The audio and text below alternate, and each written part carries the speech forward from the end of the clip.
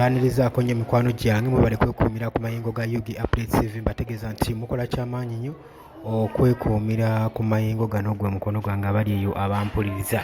Kaakati ekiri ebuyikwe enkoko ekikola abaana baayo. Abantu baatandise dda okujaganya nga beeteekerateekera omukulembeze wa National Unity Platform Robert Kyagulanyi Ssentamu obutayawukanako nga mu bitundu ebirala byonna byazze atalagga. Gwe mukwano gwange ali eyampuliriza, laba essanyu balindiridde balaga amaanyi g'abantu, balaga ki ekigenda maaso mu ggwanga, nti si buli omu nti tayagala nkyukakyuka. Abaana balaga nti baagala nkyukakyuka. Gwe mukwano gwange ali eyo ampuliriza. Kino nno kiba kikulaga ekifaananyi ekijja mu maaso naddala mu biseera bye tugendamu ebyakalulu ka 2026 general elections. Kiba kikulaga kibiina ki ekiwuuba flag ekikwatidde bibiina binne waakyo flag zigwe mukwano gwange ali eyo ampuliriza.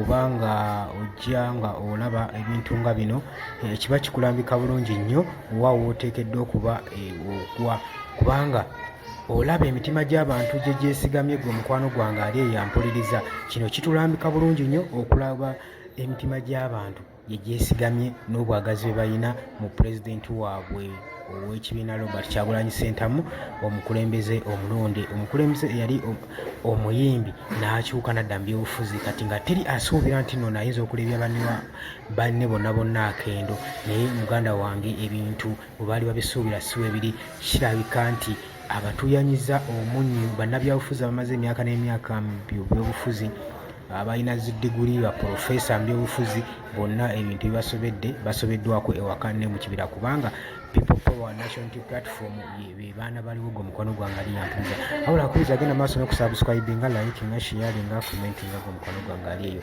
ampuliriza. Mbagala nnyo, temuva ku UG Updates TV. Tugenda kuba tubaleetera mulabe ekigenda mu maaso pulezidenti ng'asimbula, kubanga aba anaatera osimbula. Gwe mukwano gwange ali eyo ampuliriza.